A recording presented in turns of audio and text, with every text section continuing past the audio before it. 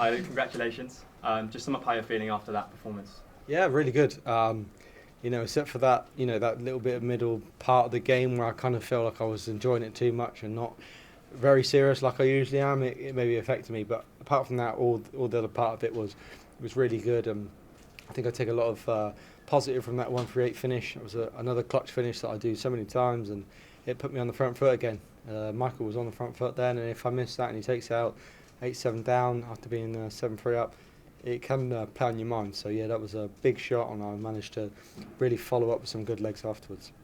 Tell us about that magic leg where you were both on the nines, as Wayne would say. What was going through your mind at that point? Honestly, when Michael missed it, I said to him, "This is my chance to rewrite the same history you did," and he laughed at me, and I was like, I've hit a 9 this week, and I kind of hit the 141. If that one dart could have been second, it could have been a third. So I was just like, I feel like it could go in here, like I could create a little bit of history, but yeah, it didn't happen, and maybe that sort of moment affected me a little bit, because the next leg I missed like 9-12 darts, and I think that it threw my concentration, and that's why sometimes I'm boring on the stage, because I'm so focused I don't get in them. But yeah, I love Michael Smith to bits. He's a good friend of mine, and it's just so good to see him back playing very naturally and good. It's just a long format that he's not played in a long time, and I can really keep my level for a long period of time. It's a near 105 average, and you won 9 of the 10 last legs there. How important are those performances, especially in longer formats, for your pursuit of the Eric Bristow Trophy and other majors as well? Yeah, it's just good confidence. It's 109 average nearly on Wednesday and 105 nearly tonight. Just gives you good confidence, because I'm playing the some of the best darts in the tournament. So yeah, it's up to me now to come back on Sunday and produce the same in the semis, and then try and do it in the final if I get through the semis. Because if I produce that level and I don't win, then you just have to, whoever's beating you, shake their hand and say you've been a better player. So it's up to me now to follow them performances up, and put another major title in my hands. That obviously you're gutted that I didn't win the European Championship, so I'm going to try my best to put one right this year. And it's Goen Price in the semi-finals. We're sure there'll be fireworks in that match. How excited are you to facing him? Yeah, of course. It's a big game in the world of darts. He's playing really good, and I'm playing really good, and I'm really confident. He's really confident. So yeah, it's going to be a good game. I think it's going to be a tight game. I don't think anybody's going to run away with it. I think it's going to be right down to the wire. And for me, it's the game that you want to be involved in, because you want to play the best players in the world, and you want to be involved in these really good games. So yeah, I'm looking forward to it, and no doubt he'll be looking forward to it. And it's going to be a quality game, I can assure you that. Perfect. Best of luck. Thank you. Luke, congratulations. Be honest, when Michael missed, in your head, were you playing they're both on nines in Wayne's voice? Yeah, I was. Honestly, I was, to be honest. Like I just said there, I was like playing the old, this is my chance to rewrite the same history that he did. And, once he missed, obviously I was hoping he was going to hit it, really, because I hit one against him. I was like, you deserve one against me. And he weren't too far away. And then, I was like, well, this is my chance to do how many times do you see a leg like that, to be honest? Very, very rare. You've probably seen it 2-3 times, like Josh Rock and Luke. Like 3 times in the last 3 years, so it's like a leg that really don't happen very often. So I was like, if I get this one, I might create a bit of history. But it didn't happen. But I lost a little bit of concentration from it. So yeah, I'll learn from that for the next game to not get involved in that, and make sure I'm fully focused and right on it next game. 2 very special performances, and you've won everything in the sport. This is the best version of you that we've seen. Yeah, this is. I think this is the best I've played for a long time. But I feel, when I won the Grand Prix and the Grand Slam and the Players Championships, I feel like I'm playing better now. The last couple of weeks, couple of months, I'm a better player now than I've ever been, and I feel much more crucial. The doubles sit for that, like I said, that leg, they're much better. Big combination finishes, high scoring. Yeah, if I can just keep it all together and keep performing like this, then it's down to a really good performance to knock me out. And for me, this is the important thing for me going into the World Championships, because I feel full of confidence. And maybe 3 or 4 weeks ago, I didn't feel like I could be a world champion this year, but now I do. I believe I can do it again. And we saw on your Instagram you had a trapped nerve in the end. What was that pressure like when that was relieved? Yeah, honestly, it was painful. I had a physio come round, and he's there in it, and he's like, if you let me know if there's any pain. He's there, and like, is that like, nah, it's all right. It was really painful getting it done, but I suppose it's going to help and benefit me. And today I was in Wolves football team's training ground with their physio, sorting it out and telling me things, exercise to do. So I'm very, very lucky that I've had a lot of help, and it's not 100%, but it's miles better than it was on Wednesday. And a couple more days will even benefit me even more. So yeah. Congratulations, Luke. Thank you, mate. Look, congratulations on tonight. You talked about maybe that slight loss of focus in the midpoint of the game. That's so rare for yourself.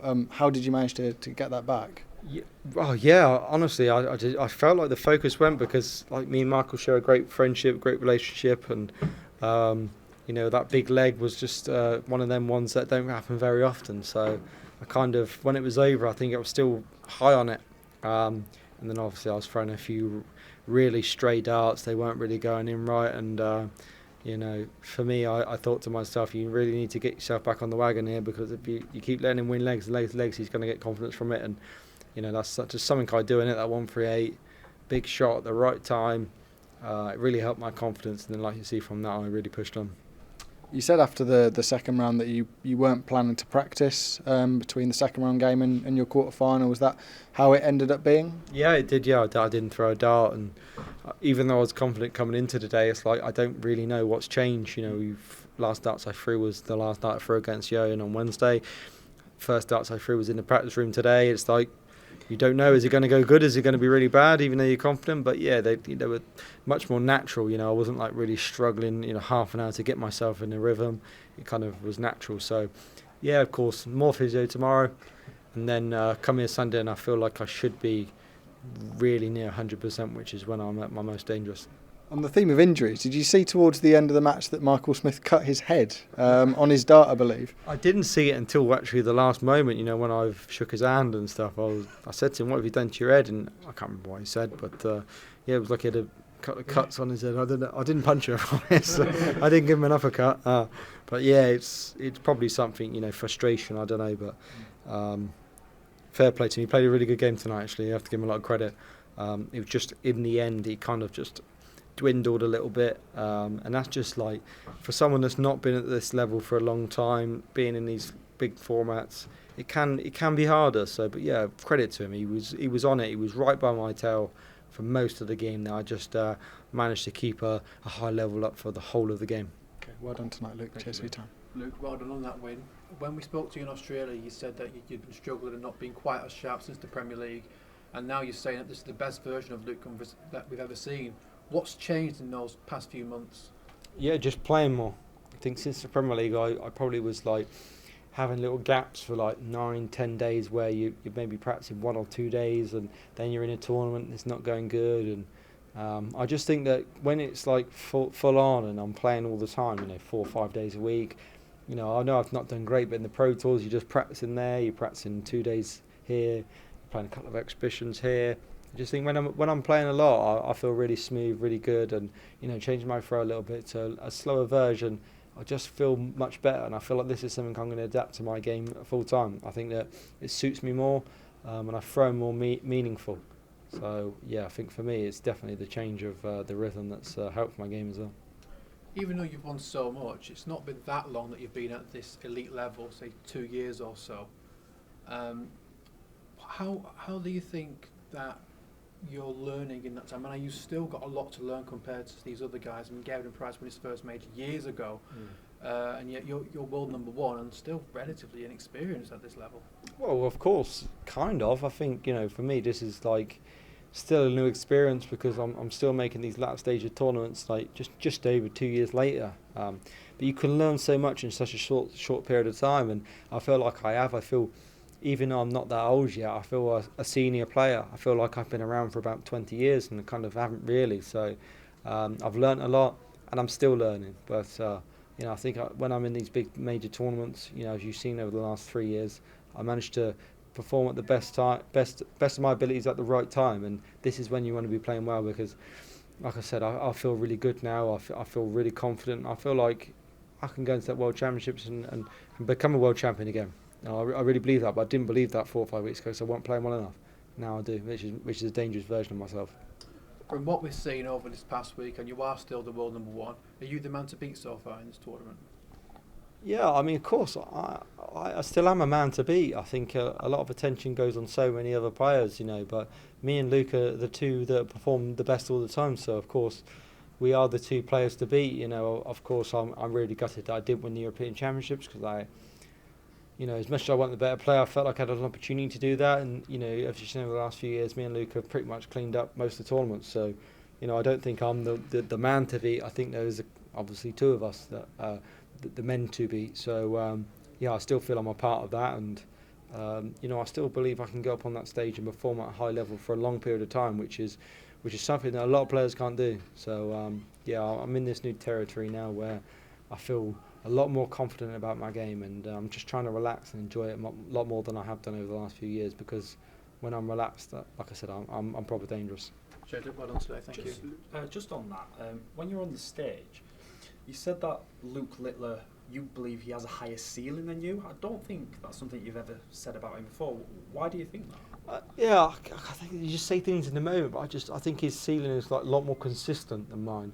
I can perform at these levels, but I don't maybe do it as often as he does. So maybe that's just a credit to him, because he's got such a great throw, and he just does it time after time. Whereas these sort of, I know you're kind of saying like you shouldn't really be negative and stuff. Yeah. I'm not, but I think he just does it a lot more. It's like he's big 10 plus average. But now I'm starting to feel a little bit comfortable. I can perform at that level as well, and. Of course, I'd love to meet him in the final. I know that wouldn't go my way being number one, but I love playing him. I get on really well with him, and it's always a good prospect playing him in a good final, because I really get up for it, and he does as well. So it's nothing to do with like the age difference between the two of you. It's more just how you perceive his game. No, I just think he's unbelievable player. Like he can hit so many. Like the stats would tell you, just very consistent with the big averages, and sometimes not. I don't think you're far behind. No, maybe not far behind, but. Now the confidence is coming into me a little bit, and I feel like I can do it a lot more often. Then I'll feel confident. But we're close to each other. But I said he's got the edge, but it's up to me to get better and get more, get on it and try and keep on his tail. Will you be watching him on your day off tomorrow? No, because last thing I want to be doing after a busy week is watching more darts. To be honest, really I wouldn't. But that would be a game I would definitely sit at home and watch if I wasn't in it.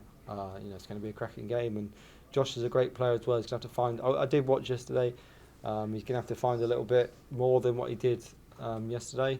But that's going to be a good game, and if Josh can play like he can, then that could be an absolute cracker like it was in the match play. And we know how much you look forward to playing Luke. You've had numerous finals, and you always seem to play your best against him. But is it quite a weird predicament, because for the world number one race, you're almost be hoping that he loses, maybe? No, I kind of don't really know how I feel, because I always want him to win, and I want to kind of play him in the final, because I really look forward to it. But it's kind of like I just let fate take its hand, to be honest. For me, like I said in my previous interview, I'm not really thinking about world number one anymore, because the world's just going to be the one.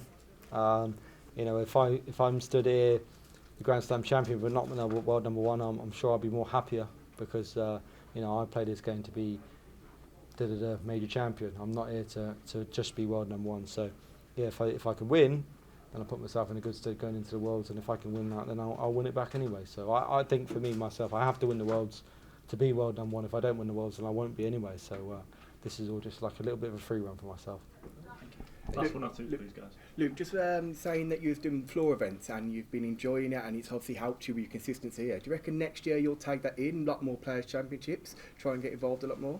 Yeah, I don't know, to be honest. I've kind of been thinking about not playing any players' championships next year, to be honest, like giving the whole tour a miss, because like it's so busy and you have to prioritise what you want to do. So I'll see how I feel. It's 34 days of darts, and I might just give it a go at the start and see how it goes. And if it don't go my way, then maybe just give it a miss and just focus on everything else, because obviously it's a busy lifestyle and.